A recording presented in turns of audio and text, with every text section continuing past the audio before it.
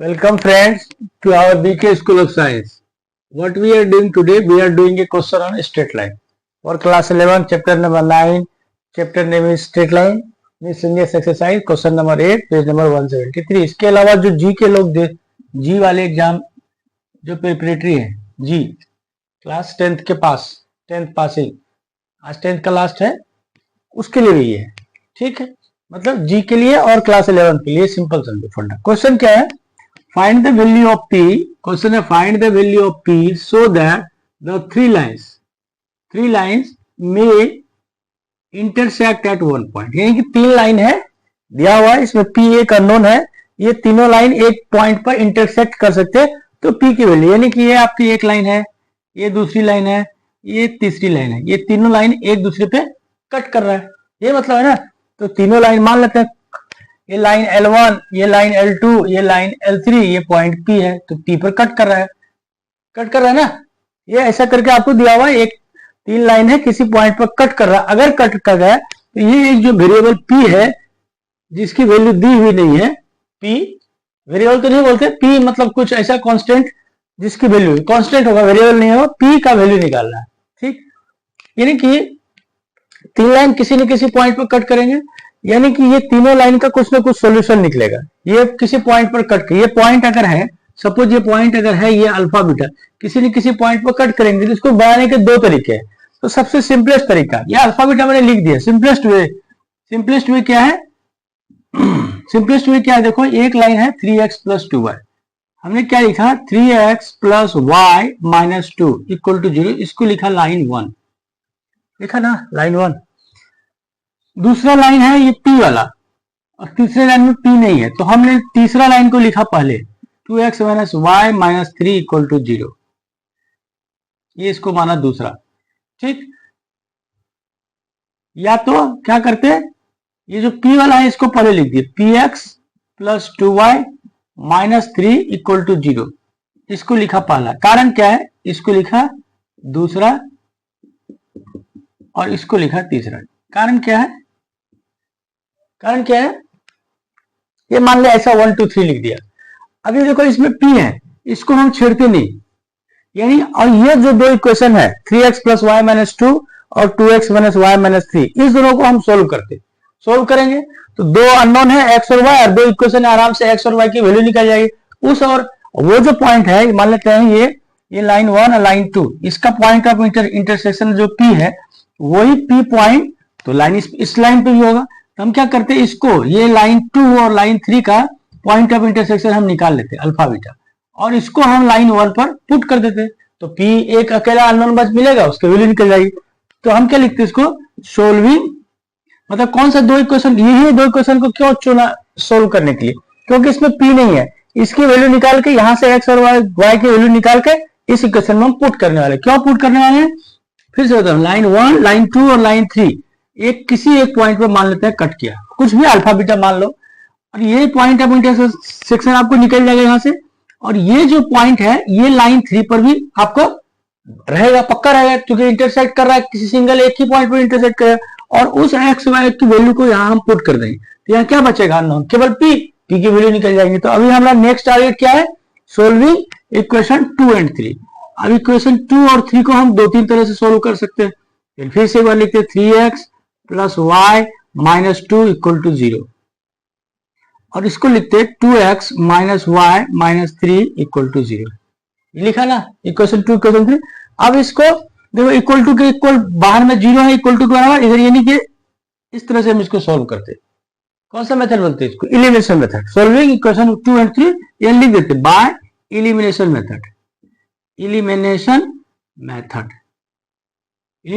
क्या होता है? एलिमिनेट करना। किसको एलिमिनेट करना है? देखो यहाँ 3x 2y y किसको एलिमिनेट कर सकते हैं हम? सिंपल y को एलिमिनेट। हम क्या करते हैं, इसको ये दोनों को हमने कट कर दिया, यानी कि एक तरह से दोनों को हमने ऐसा लिखा ना, दोनों को यहाँ लिखा प्लस, यानी कि हमने एक तो से ऐड कर दिया। एलिमिनेट करना है लेकिन हम ऐड करके कर सकते, ऐड कर दिया, या तो कुछ नहीं करता, यहाँ प्लस है यहाँ माइनस है, ये दोनों को हम लेकिन यहाँ पर हम लिख सकते बाय एलिमिनेटिंग मेथड। ये इक्वेशन 2, ये इक्वेशन हो गया 3। और अच्छे से अगर आपको लिखना है तो यहाँ लिख दो बाय इक्वेशन 2 प्लस इक्वेशन 3। मतलब एक भी नंबर 11वीं, अगर 11वीं का एग्जाम में एक भी नंबर कटना नहीं है 0.01 भी, तो ऐसा लिख दोगे फेयर हो जाएगा। तो दोनों को हमने क्या किया, जोड़ दिया।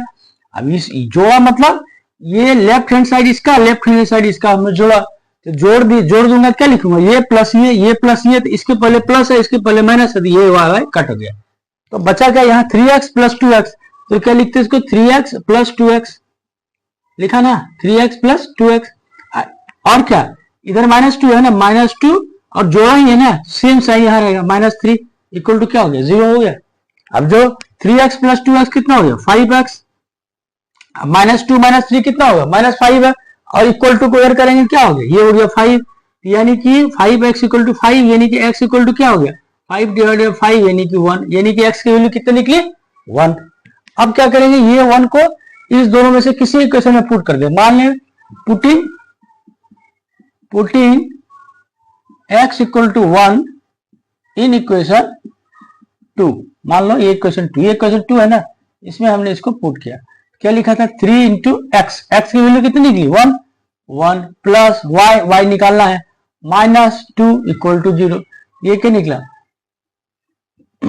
3 plus y minus 2 equal to 0, यानी कि y प्लस 1 इक्वल टू 0, यानी कि y इक्वल टू -1, यानी कि x equal to 1 y equal to -1 is the solution of equation 2 and 3।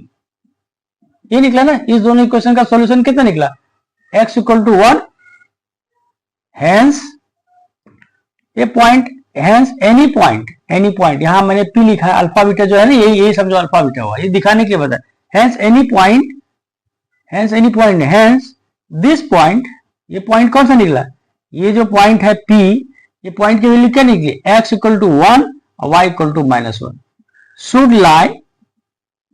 should also lie on equation 1। ये इस इक्वेशन पे ये दोनों क्या करना चाहिए, पॉइंट लाई करना चाहिए, सिंपल। तो इक्वेशन 1 क्या है, इक्वेशन 1 क्या था आपका px plus 2y -3 equal to 0, यही था ना, ऐसे पुट करेंगे p इंटू एक्स, एक्स की वैल्यू कितनी निकली है 1, 2 इंटू y की वैल्यू कितनी निकली -1 -3 इक्वल टू 0, यानी कि यहाँ लिखा p, यहां लिखा -2, यहां लिखा -3 इक्वल टू 0, यानी कि क्या निकला p -2 -3 कितना निकला -5 इक्वल टू 0, तो p की वैल्यू क्या निकली 5, यही तो है हमारा कुछ था इक्वेशन में।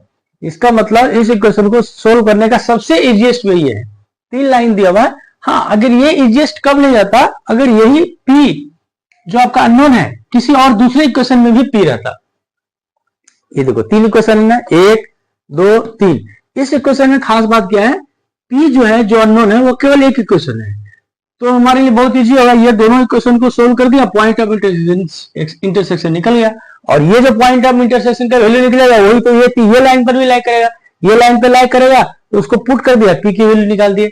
इसी में और थोड़ा सा अच्छा क्वेश्चन और बन सकता था, ये p यहां भी रहता, p यहां भी रहता, तो उसको हम दूसरे तरह से, ये सिंपलेस्ट वे सिंपल क्वेश्चन, ये क्वेश्चन आपको जी का बेसिक क्वेश्चन अगर इजीएस्ट क्वेश्चन रहेगा तो उससे पूछ सकता, या क्लास 11 के लिए तो है। ओके, तो ये 3 लाइन जो है ये एक पॉइंट पर कट कर रहे हैं, ऐसे क्वेश्चन के लिए ये सॉल्यूशन। ठीक, थैंक यू।